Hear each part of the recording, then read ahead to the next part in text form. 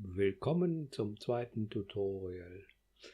Heute beschäftigen wir uns mit dem Anmelden am CMS und der Startseite.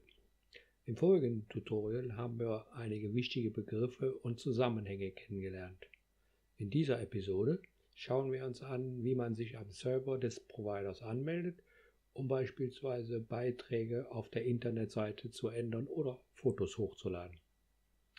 Wir benutzen für die Internetseite ein System, das es uns erleichtert, Beiträge, Fotos und Videos im Internet zu präsentieren.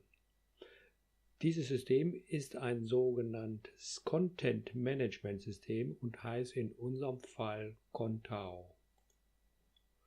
Hier sieht man die Homepage des Anbieters.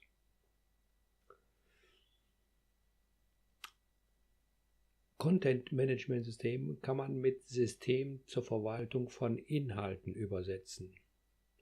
Den Begriff muss man sich nicht merken, höchstens die Abkürzung CMS. So ein CMS erleichtert einem enorm die Erstellung und Pflege von Internetseiten. Die Arbeit daran erinnert an eine Textverarbeitung wie zum Beispiel Word. Das CMS habe ich bei unserem Provider eingebaut und entsprechend unserer Bedürfnisse konfiguriert. Das CMS besteht aus zwei Teilen, der Internetseite, wie wir sie kennen, und dem sogenannten Backend. Der Begriff Backend wird uns noch öfter begegnen, deshalb noch ein paar Erläuterungen dazu. Das Backend ist der Bereich, in dem die Inhalte der Internetseite verwaltet und bearbeitet werden. Das Backend erreichen wir wie eine normale Internetseite. Wie gehe ich jetzt vor, wenn ich die Internetseiten bearbeiten möchte? Nun, zur Vorbereitung habe ich mir unsere Internetseite in einen Tab des Browsers, hier in dem Fall Firefox, und das Backend in einen weiteren Tab geladen. So, diese Dinger hier oben, die nennt man Tab. Hier ist also unsere Internetseite und hier ist also das Backend. Ich melde mich mal ab, dass wir uns das alles auch genau anschauen können, wie das abläuft. Also das ist meine Vorbereitung. Ich starte den Firefox und baue mir zwei Tabs ein. Einmal die Internetseite hv-schafhausen.eu und einmal hv-schafhausen.eu und dann kommt einfach nur noch Schrägstrich Contao Schrägstrich hinten dran. So, das war der eine Teil. Das hat den Vorteil, dass ich dann hinterher, wenn ich hier arbeite und Dinge verändere, sofort rüberschalten kann die Seite aktualisieren und schauen, ob das auch meinen Vorstellungen entspricht, was ich gemacht habe. Und wenn nicht, dann kann ich halt hier zurückspringen und die Dinge so abändern, dass sie so sind, wie ich mir das vorgestellt habe. So, wie man sieht, ist das Backend im ersten Schritt eigentlich nur eine Maske zur Anmeldung. Hier tragen wir die Daten ein, die der Administrator, in unserem Fall bin ich das, euch zur Verfügung gestellt hat. Also, los geht's. Ich habe also das Backend aufgerufen und melde mich jetzt an. Das sind jetzt meine Zugangsdaten. Ihr habt da andere Zugangsdaten.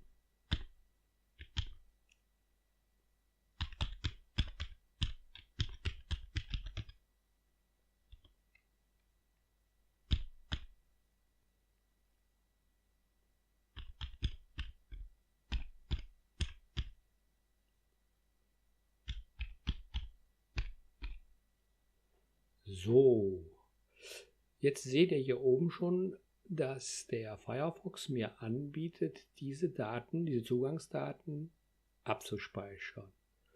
Das heißt, ich muss mir die eigentlich nicht merken und kann also jetzt hier auf Speichern klicken.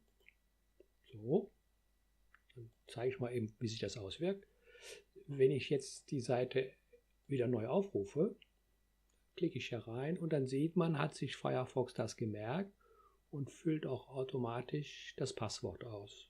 So habe ich also mir das gemerkt, dieses sehr lange und schlecht merkbare Passwort, dass ich mir das merken muss. wenn die Anmeldung erfolgreich war, sehe ich die Übersichtsseite, die Startseite. Die schauen wir uns jetzt mal genauer an. Das ist also sozusagen unser Arbeitsbereich. Und hier finden wir auch den Begriff Backend wieder. Das Backend hat verschiedene Module. Da werden wir im Einzelnen noch darauf eingehen. Wo wir am meisten uns betätigen, ist der Bereich Artikel und hin und wieder mal Seiten. Contao ist ein seitenbasiertes System. Das heißt also, die Seiten bestimmen letzten Endes die Struktur. Und jede Seite besteht aus Artikeln. So, wenn wir jetzt hier mal unsere Startseite sehen, dann haben wir hier den Artikel der Startseite und der besteht aus verschiedenen, man nennt das hier Inhaltselementen. Das werden wir uns dann mal genauer anschauen. Schauen wir uns mal die Seitenstruktur an. Da sieht man also hier die Gliederung unserer Internetseite. Und immer wenn hier ein Pluszeichen zu erkennen ist, kann ich das aufklappen, beziehungsweise wenn es aufgeklappt ist, wird es zu einem Minuszeichen und ich könnte die alle wieder einklappen und mir die Seite so übersichtlich halten. Und hier haben wir also die Seite, die Startseite, dann haben wir einen Mitgliederbereich, Offizielles. Das sind genau die Dinge, die wir hier also von der Internetseite kennen. Das ist also die Seitenstruktur. Und die Inhalte, die man auf der Seite sieht, die findet man in den sogenannten Artikeln. Da bewegen wir uns jetzt mal hin. Hier ist die gleiche Systematik. Ich kann also durch Klicken auf Plus oder Minus mir das Ganze ein bisschen übersichtlicher gestalten. Wenn ich zum Beispiel jetzt hier sehe, da ist die Startseite, dann findet man immer hier hinten einen Bleistift. Und wenn man die Maus da festhält, sieht man auch, kommt da ein kleiner Hilfstext, da steht Artikel ID 1 bearbeiten. Das machen wir jetzt mal. Und dann sieht man hier, erkennt man gewisse Ähnlichkeiten zu unserer Startseite. Das heißt also, hier sieht man das Willkommen und den Anfang des Logos. Klicken wir mal zurück, das ist genau dieser Bereich hier oben. Und darunter kommt also dann ein Bereich, der fängt an mit neue Beiträge. Und das ist hier also auch zu sehen. Also entspricht das mehr oder weniger unserer Startseite. Was man hier auch erkennen kann, wenn man sich die Seite näher betrachtet, ist, es gibt also hier so etwas wie ein Auge. Das ist hier oben grün und hier unten ist da ein X drin. Das X bedeutet, dass hier zwar ein Beitrag vorgesehen ist, der ist aber zurzeit ausgeschaltet. Kann man ganz einfach überprüfen. Ich schalte den mal ein. Ihr seht, dass das jetzt grün geworden ist. Jetzt gehen wir zur Internetseite. Da hat sich noch nichts geändert, weil wir den Browser bitten müssen, die Seite neu zu laden. Er kann ja nicht wissen, dass wir was geändert haben. Also klicken wir hier oben auf Aktualisieren oder neu laden. Und schon sieht man, ist jetzt die Überschrift, haben wir jetzt hier wieder hinzugenommen. So kann ich die natürlich auch gleich wieder ausschalten. Wir gehen nochmal zurück, aktualisieren nochmal und dann sieht man, verschwindet das Ding wieder. Das gleiche kann man natürlich auch mit diesem Beitrag machen. Ausschalten. So, wir gehen zur Internetseite, aktualisieren die Seite und dann verschwindet der Beitrag. So einfach geht das. Dann gibt es noch eine zweite Möglichkeit, wie man die Sichtbarkeit eines Elementes einstellen kann. Wir gehen mal hier oben in das erste Element rein.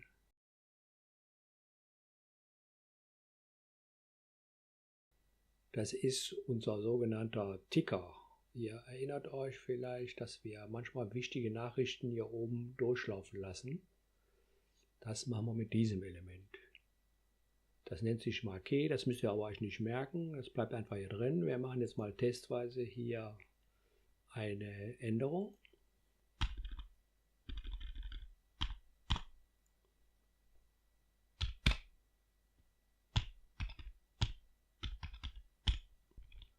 Ich markiere jetzt den Text und wenn ich jetzt einen neuen Text schreibe, wird er ersetzt.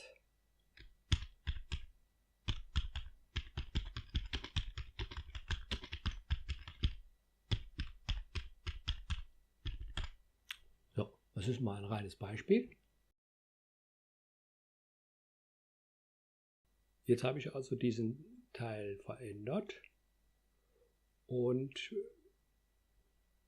sehe aber noch nichts. Ich kann ja sehr oft aktualisieren, es passiert nichts, weil wir haben nämlich hier unten noch eine andere Möglichkeit, Artikel sichtbar zu machen oder unsichtbar zu machen. Es gibt ja eine Einstellung, Anzeigen bis. Man sieht ja also, das letzte Mal war das so eingestellt, dass das bis zum 29.11. um 19 Uhr sichtbar ist. Jetzt machen wir das mal testweise so, dass wir das heute Abend nur sehen.